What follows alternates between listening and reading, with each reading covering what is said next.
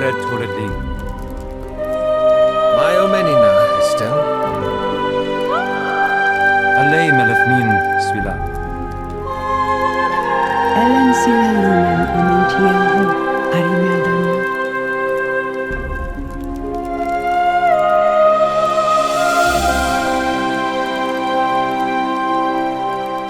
I bid you welcome. We come here in time of celebration, that we may share in the joys of peace. Let us rejoice that the war is ended, and that love endures. But remember, too, the coming of the dawn does not mean an end to all shadows. Many are those who gave their lives so we might see this day. Let us pause to remember those whose time has passed and will not come again.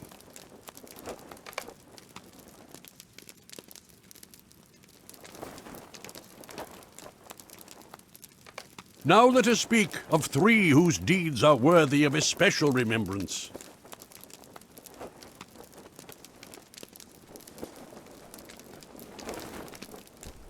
Hail Theoden, King of the Mark!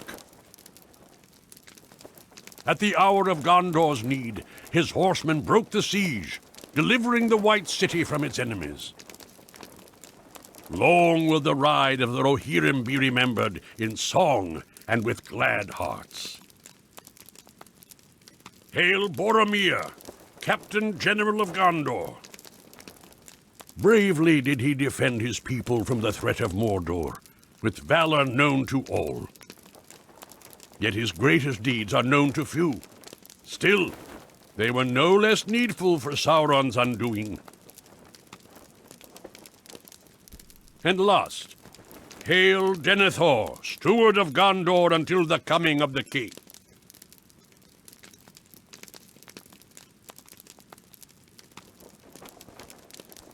Be still! I call for silence! Speak no ill of what you do not understand. Lord Denethor held your foes at bay, though the Dark Lord's malice tested him ever. If not for these labors, this city would have fallen ere any help could come. Few who stand here today could suffer what he endured for so long. Not even I. But let us now turn to more joyful matters. The long night is over, and love and laughter come with the day. Every wedding brings cause for celebration, but no marriage more than this. For the blood of Earendil's children, long parted, shall once more be made one.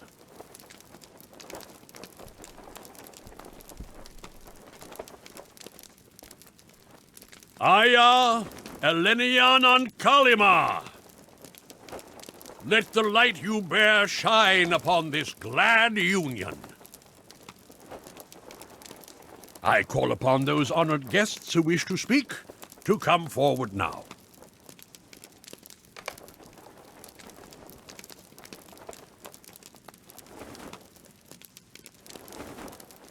Long in the years of men, but short by my counting, have I known the doom of this day. It was to be the fate of Arwen Undomiel, to part either from her kin or from Middle-earth. Now her path is set, and this joy brings great sorrow. Our roads shall not meet again ere the breaking of the world. Yet despite the pain it brings, I cannot wish otherwise. Why would I deem it so? You know the reason, husband of my daughter. For is love not mightiest of all forces in the world? So say the men of Gondor. We have not the wisdom of elves, but this much is clear to us. Love gives courage to stand against the hardships arrayed against us. Even courage to part from those dearest to us, son of Gondor? Aye, Lord Elrond, even so. I have now felt such love, and I know this is true. I do not wish to speak above my place. Say on, Frodo. None here hold a place higher than yours. Well, I was thinking about the Shire. Most of you have never seen it, but it is my home. It is a fair green country where we hobbit folk live, untroubled by the world's great trials. Mostly untroubled. Well, we have come a long way from the Shire. On that journey, a friend once spoke to me of the world's perils. There are many dark places, he said, but still there is much that is fair. Though in all lands love is now mingled with grief, it grows perhaps the greater. This is a saying of the Eldar, Frodo Baggins. It was told to me by Haldir of Lorien, on the banks of the Silverlode. I think that love and sorrow are often entwined, and each hones the other. If we did not know both, I very much doubt we would feel either as strongly. But I have gone on for too long. Sam wished to say a few words as well.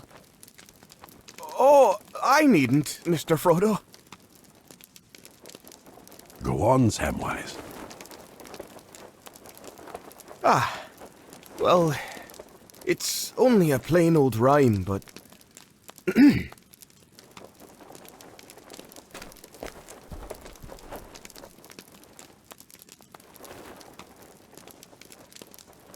Age-long, our garden bore no bloom.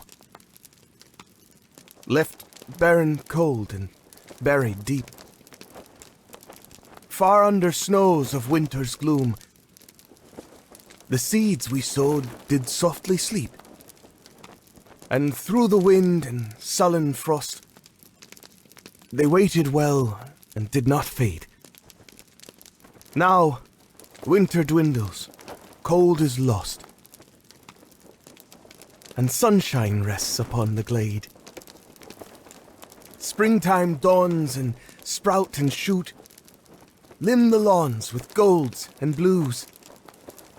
And with the summer's flower and fruit, the garden glows, awash with hues.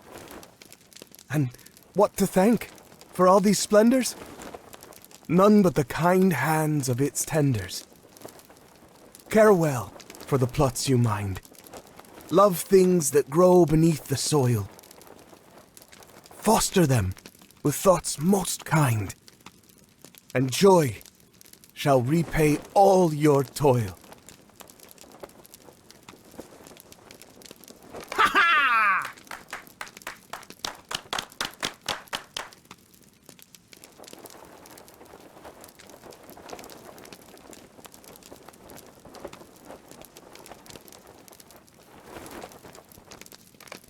Hurrah! Well spoken, Master Gamgee. A simple rhyme indeed. Now, to the matter at hand.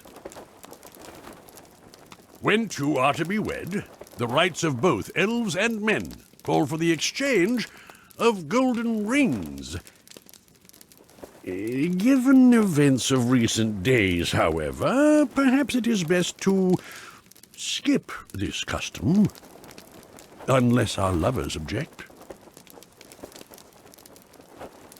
Then let their hands be joined instead, and thus reveal their bond to all as they take their oaths to each other.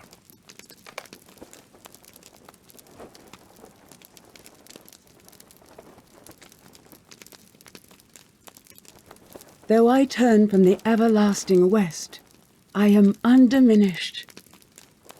An hour with you brings more joy than 1,000 years apart.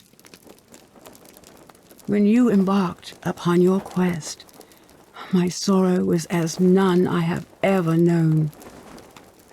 Now we are again together, and so shall stay.